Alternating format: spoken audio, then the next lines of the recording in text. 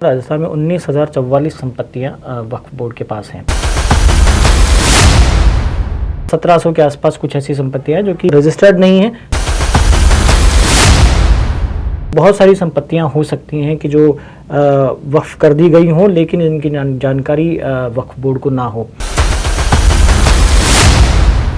BJP शासित प्रदेश हैं उनमें भी इस तरह की कार्रवाई शुरू होगी, तो राजस्थान में भी उनमें शामिल है।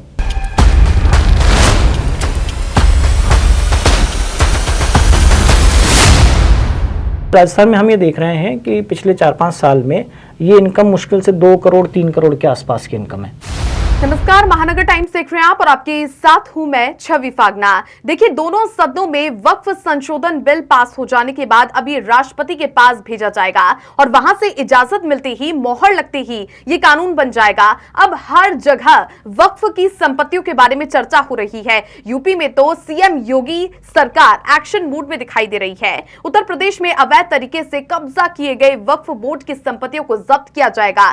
सरकार ने इसके लिए सभी जिलाधिकारियों को अभियान चलाकर इन संपत्तियों को चिन्हित करने के निर्देश दिए हैं। आइए बिना देर किए आज इसी पर हम चर्चा करेंगे। हमारे साथ स्टूडियो में मौजूद है महानगर टाइम्स के वरिष्ठ पत्रकार मनीष गोदा जी। सर, स्वागत है आपका। देखिए, देश के अन्य हिस्सों की तरह राजस्थान में भी वक्फ की चर्चा हो रही है। हम हर जगह से तस्वीरें देख रहे हैं।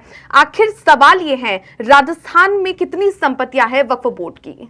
देखिए, राजस्थान में जो हमने अभी कुछ दिन पहले जब ये बिल चल रहा था तब हमने वक्फ बोर्ड से जो जानकारी हासिल की थी जी। उनके आधिकारिक दस्तावेजों के अनुसार राजस्थान में 19,044 संपत्तियां वक्फ बोर्ड के पास हैं। ये वो संपत्तियां हैं जो वक्फ बोर्ड में रजिस्टर्ड हैं, मतलब जिनकी जानकारी वक्फ बोर्ड के पास है। इनमें से करीबन 16,000 कुछ संपत्तियां जो हैं वो वक्फ बोर्ड के पास गजेटेड संपत्ति जिसको कहते हैं, बिल्कुल रजिस्टर्ड संपत्ति, और 1700 के आसपास कुछ ऐसी संपत्तियां हैं जो कि रजिस्टर्ड नहीं है लेकिन जिनकी जानकारी वक्फ बोर्ड के पास है। नवीन संपत्तियां जिनको कहते हैं, जदीद संपत्ति, जो कि गजेटेड नहीं है। गजेटेड मतलब राजपत्र में प्रकाशित नहीं है, तो वो संपत्तियां हैं, मतलब करीब 19,044।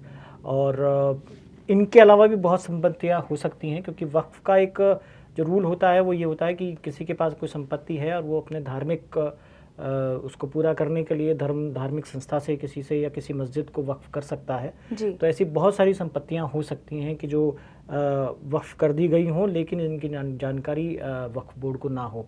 सरकार में चूंकि अभी तक इनके रजिस्ट्रेशन का कोई संबंध सिस्टम नहीं था, तो सरकार के पास उसकी जानकारी है ही नहीं, लेकिन वक्फ बोर्ड के पास भी हो सकता है उनकी जानकारी ना हो। ऐसी बहुत सारी संपत्तियाँ पूरे प्रदेश भर में हो सकती हैं, लेकिन जो रजिस्टर्ड हैं और जो जानकारी है वक्फ बोर्ड की, उसके हिसाब से 19,044 संपत्तियां राजस्थान में। सर, बिल के कानून बनते ही राजस्थान में, हमारे प्रदेश में आखिर क्या बदलाव देखने को मिल सकते हैं? देखिए, उत्तर प्रदेश में सर्वे का काम शुरू हो चुका है जी। इसको लेकर के। वैसे तो सर्वे का प्रावधान पुराने एक्ट में भी था और उसी के तहत सर्वे होता भी है, लेकिन अब नए एक्ट में नए तरीके से नई चीज़ों से सर्वे होगा और उस सर्वे में अब सरकार की भागीदारी भी रहेगी। सरकार का एक गजेटेड ऑफिसर जो है, एक अधिकारी जो है वो सर्वे करेगा। तो अब जब सर्वे की कार्रवाई शुरू होगी तो मुझे लगता है, राजस्थान चूंकि उत्तर प्रदेश में हो चुका है, उत्तर प्रदेश के बाद मुझे लगता है जितने बीजेपी शासित प्रदेश हैं उनमें भी इस तरह की कार्रवाई शुरू होगी, तो राजस्थान में भी उनमें शामिल है बीजेपी शासित प्रदेशों में। तो मुझे लगता है राजस्थान में भी सरकार जल्दी इस बारे में कोई ना कोई निर्णय करके और सर्वे का काम यहाँ शुरू करेगी। यहाँ पे सर, जिस तरीके से राजस्थान में वक्फ बोर्ड के पास ऐसी जानकारी मिली थी कि अकूत संपत्तियां हैं, कई लोग आरोप भी लगा रहे थे कि अकूत संपत्तियां हैं जिन पे कब्जा किया गया है, वहां से किराया वक्फ बोर्ड ले रहा है, यानी करोड़ों की कमाई हो रही है, भ्रष्टाचार किया जा रहा है, ऐसा भाजपा कह रही थी। देखिए, 2 चीज होती है इसमें जी। जो वक्फ की संपत्ति होती है उस पर वक्फ उसको किराए पर देता है और उससे जो इनकम होती है जी, उससे जो है, जो वक्फ करने का जो उद्देश्य था वो ये था कि जो किराए की जो इनकम होती है उससे गरीब मुसलमानों का भला किया जाए, चैरिटी की जाए जी। मतलब एक जो आप चैरिटी करते हैं, दान करते हैं कोई चीज़, तो उसका उद्देश्य होता है कि उस दान की मतलब, और इसका जो कंसेप्ट है उसमें दान में, उसमें यह है कि जिसने एक बार वक्फ कर दिया वो उसको दोबारा वापस नहीं ले सकता और वो कंटिन्यूस उससे आमदनी होनी चाहिए ताकि वो लोगों तक पहुंचे, उसका लाभ जो आपने दान किया है उसका लाभ जनता तक, मतलब जो लोग हैं जिन तक लाभ पहुंचना चाहिए उन तक वो रेगुलर पहुंचे। तो किराए की इनकम होती है और किराए के अलावा एक सिस्टम हमारे यहाँ बना हुआ है वक्फ में पहले से प्रावधान है इसका कि हर जगह वक्फ बोर्ड नहीं होता है, वक्फ बोर्ड कुछ कमेटियां बना देता है हर जगह पे। तो वो कमेटियां जो हैं उनका उन संपत्तियों का प्रबंधन करती है। वक्फ बोर्ड का जो बेसिक काम है वो यही है कि जो संपत्तियां वक्फ की गई हैं उनका प्रॉपर मैनेजमेंट हो, मतलब उनका मैनेज किया जाए, उनसे जो इनकम होती है उस इनकम को प्रॉपर जगह खर्च किया जाए, उन पे यदि किसी तरह का अतिक्रमण है उन संपत्तियों पर तो उन अतिक्रमणों को हटाया जाए, और जो अच्छी से अच्छी इनकम उस संपत्ति को किराए पे देने से या किसी और तरीके से आय हो सकती है वो की जाए। अब जो हम देखते हैं, जो आंकड़े हमारे पास हैं उसके हिसाब से जो वक्फ बोर्ड का जो सालाना जो आय व्यय का तरीका है और जो कमेटियां बनती हैं उन कमेटियों से के पास जो इनकम आती है उसमें से 7% जो है वो वक्फ बोर्ड को मिलता है। मतलब वो एक अंशदान होता है, एक किराया जो सीधे सीधे वक्फ बोर्ड को मिलता है, इन दोनों से मिलकर के वक्फ बोर्ड की इनकम बनती है। तो राजस्थान में हम ये देख रहे हैं कि पिछले 4-5 साल में ये इनकम मुश्किल से 2 करोड़ 3 करोड़ के आसपास की इनकम है। मतलब इससे ज़्यादा पैसा नहीं आ पा रहा है इन सारी संपत्ति। अब आप सोचिए कि 19,000 संपत्तियां हैं पूरे प्रदेश के अंदर और उनमें से कई बहुत प्रोमिनेंट लोकेशंस पर भी होंगी, बहुत अच्छी जगहों पे भी होंगी। उसके बावजूद जो सालाना किराया और जो अंशदान और जो सारा कुछ मिल करके वो 2 या 3 करोड़ के आसपास आ पा रहा है। हम जयपुर की बात करें तो जयपुर में MI रोड के आसपास का जो इलाका है, जो जालूपुरा के पीछे का इलाका है, वो लगभग वक्फ में है। अब आप सोचिए कि MI रोड जयपुर के सबसे प्राइम लोकेशंस में, कमर्शियल लोकेशंस में है। अब उसके पीछे की जो ज़मीनें हैं और उसमें जो पीछे जो चल रहा है वो ज़्यादातर वक्फ पे है। अब वहाँ से किराया आ रहा है कि नहीं आ रहा है या क्या हो रहा है उसका कुछ कह नहीं सकते। तो ये जो स्थिति है कि इतनी संपत्ति होने के बावजूद, इतना सब कुछ होने के बावजूद किराए के नाम पर और अंशदान के नाम पर हम मुश्किल से 2 करोड़ 3 करोड़ रुपए साल का ले पा रहे हैं। UPA सरकार ने बनाई थी और उसका उद्देश्य था कि अल्पसंख्यकों के कल्याण के लिए पिछले 40-50 साल में जो कुछ किया गया उसका एक विश्लेषण किया जाए कि कितना लाभ उसको पहुंचा, अल्पसंख्यकों को, खासतौर पर मुस्लिम समुदाय को पहुंचा। और उस कमेटी की रिपोर्ट के हिसाब से उस समय जो संपत्तियां थी उसमें ये कहना था कि दिल्ली में जितनी संपत्तियां हैं, दिल्ली का उन्होंने देखा था, तो उससे करीबन 6,000 करोड़ रुपए साल की इनकम होनी चाहिए दिल्ली में जो वक्फ की संपत्तियां, जबकि जो हो रही थी इनकम वो मुश्किल से 160 करोड़ के आसपास की हो रही थी। अब आप सोचिए कि 6,000 करोड़ और 160 करोड़, यानी पैसा कहाँ जा रहा था, उसका क्या हो रहा था, क्योंकि ये जो संपत्तियां गई हुई हैं, ये जैसा जानकारी मिली है कि 15 से 20 रुपए किराया महीने के किराए पे या 25 रुपए महीने के किराए पे, बहुत नॉमिनल किरायों पर वो संपत्तियां गई हुई हैं। तो ये प्रॉपर मैनेजमेंट तो नहीं कह सकते कि जिस उद्देश्य से आपने वक्फ की या किसी भी व्यक्ति ने कोई संपत्ति दान की, उससे प्रॉपर इनकम होनी चाहिए थी, वो लोगों तक जानी चाहिए थी, उसका फायदा जिनके लिए पहुंचना चाहिए था उन तक पहुंचना चाहिए था, वो फायदा पहुंच ही नहीं रहा। अब आपके पास संपत्ति तो है लेकिन उसका कोई यूज ही नहीं हो रहा। तो निश्चित रूप से कहीं ना कहीं ये तो भ्रष्टाचार है या वो फिर साइफन हो रहा है, पैसा कहीं ना कहीं इधर उधर जा रहा है। सर, वक्फ को लेकर कहा जा रहा था कि यहाँ पर दान की हुई संपत्ति है उनका हम यूज करते हैं, लेकिन कहीं ना कहीं हमने देखा है, चाहे वो प्राइवेट आप देख लीजिए, स्कूल्स हैं या फिर सरकारी कई जमीनें हैं, उन पर वक्फ दावा करता है कि ये हमारी जमीनें हैं। तो कई जगह अतिक्रमण के मामले भी यहाँ पेंडिंग नजर आ रहे हैं। हाँ बिल्कुल है। जो वक्फ का बोर्ड का जो हमारे पास जानकारी है उसके हिसाब से करीबन 700 मामलों पर 700 में अतिक्रमण की सूचना है वक्फ के पास कि वक्फ की संपत्ति पर अतिक्रमण है। उनमें से कुछ मामले उन्होंने निपटा भी दिए हैं 300 के आसपास, पर अभी भी है अतिक्रमण।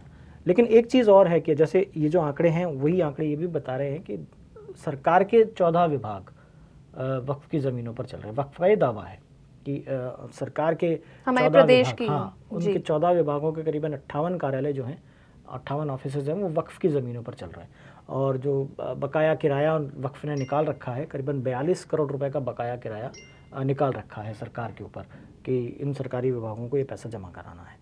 तो अब यदि सरकारी विभागों पर 42 करोड़ है, एक निकाला गया है, तो फिर बाकी संपत्ति से सिर्फ 2 करोड़ 3 करोड़ रुपए की इनकम कैसे हो रही है? बिल्कुल। तो ये एक बड़ा सवाल उठता है कि जब सरकार ने तय किया, सरकार से तो आप लेना चाह रहे हो कि सरकार के 42 करोड़ रुपए का किराया आपने निकाला है, बाकियों से आपका जो है वो मुश्किल से लाख रुपए 2 लाख रुपए या 1-2 करोड़ रुपए का सारा किराया आ रहा है। तो ये जो एक एम्बिग्यूटी दिख रही है, ये कई तरह के सवाल खड़े करे। तो मुझे लगता है कि सरकार जब अब ये चूंकि बिल आ चुका है पूरे देश में लागू होने वाला राष्ट्रपति के साइन के बाद, तो उसके बाद सरकार को देखना चाहिए कि इसमें किस तरह से क्या किया जा सकता है। सर, देखने को मिल रहा है सबसे ज्यादा वक्फ पर राजनीति भी हो रही है। पक्ष अपनी तरफ से कह रहा है कि ये मुसलमानों के फायदे के लिए है, संशोधन किया गया है। विपक्ष ये कह रहा है कि यहाँ पर बीजेपी खुद का फायदा देख रही है। देखिए, ये तो एक बहुत बड़ा इशू इसलिए भी है कि मुसलमानों का एक बहुत बड़ा वोट बैंक है। बिल्कुल, चाहे कांग्रेस हो, चाहे बाकी जितने भी दूसरे दल हैं जो विपक्ष में बैठे हैं, वो मुसलमानों को एक वोट बैंक की तरह देखते हैं, इसमें कोई शक नहीं। तो ये जो पूरी पॉलिटिक्स है इसके पीछे की, उसमें ये सब आरोप लगना स्वाभाविक सी बात है जी। इसमें कोई शक नहीं है। और यही लोग जो हैं मतलब कहीं ना कहीं एक मिसकंसेप्शन भी पैदा कर रहे हैं, एक भ्रांति भी पैदा कर रहे हैं कि इससे आपका ये हो जाएगा, मुसलमानों का नुकसान है और इसमें उनके धार्मिक। पहली बात तो ये है कि वक्फ किसी भी तरह से कोई धार्मिक संस्था नहीं है, इसको खुद गृह मंत्री ने भी कहा, क्योंकि काम बेसिकली था कि संपत्ति के एडमिनिस्ट्रेशन का काम है, वो धार्मिक काम नहीं है। तो धर्म के या शरीयत में किसी तरह से इंटरफेरेंस के जो आरोप लगते हैं वो उनमें दम नहीं लगता है, लेकिन उसी के नाम पर पूरी कौम को भड़काया भी जा रहा है, पूरी कौम में भ्रांतियाँ भी पैदा की जा रही हैं। तो मुझे लगता है कि ये राजनीति का हिस्सा है, सबको अपने अपने वोट बैंक की चिंता है, उसके हिसाब से सारी चीज़ें की जा रही है। लेकिन मैं मानता हूँ कि इस पूरे बिल का नाम उम्मीद है, और ये जब वास्तव में ट्रू स्पिरिट में जब ये बिल लागू होगा और जब इसके फ़ायदे लोगों तक पहुँचेंगे तो निश्चित रूप से आप ये मान के चलिए कि लोगों को फ़ायदा भी मिलेगा। और जो वास्तव में जिन मुसलमानों को ज़रूरत थी, जो कि गरीब मुसलमान हैं, जिन तक इसका लाभ पहुँचना चाहिए था, इस पूरी आय का, पूरी इनकम का, पहुँचेगा। तो देखिए, आज की चर्चा में आपने समझा कि किस तरीके से वक्फ बोर्ड अब काम करता हुआ नजर आएगा, और राष्ट्रपति के अनुमति के बाद में अब वक्फ बोर्ड राजस्थान में किस तरीके से एक्शन मोड में दिखाई देगा, किस तरीके से कार्य करेगा। कोर्ट का भी दखल अब देखने को मिलेगा, और प्रदेश की भजनलाल सरकार भी अब इस पर किस तरीके से आदेश जारी करती है, ये देखने वाली बात होगी। आप देखते रहिए महानगर टाइम्स। राजस्थान में 19,044 संपत्तियां वक्फ बोर्ड के पास हैं। 1700 के आसपास कुछ ऐसी संपत्तियां हैं जो कि रजिस्टर्ड नहीं है। बहुत सारी संपत्तियां हो सकती हैं कि जो वक्फ कर दी गई हों, लेकिन इनकी जानकारी वक्फ बोर्ड को ना हो।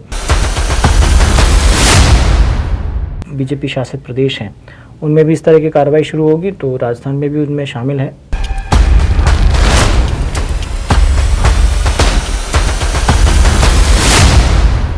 राजस्थान में हम ये देख रहे हैं कि पिछले 4-5 साल में ये इनकम मुश्किल से 2 करोड़ 3 करोड़ के आसपास की इनकम है।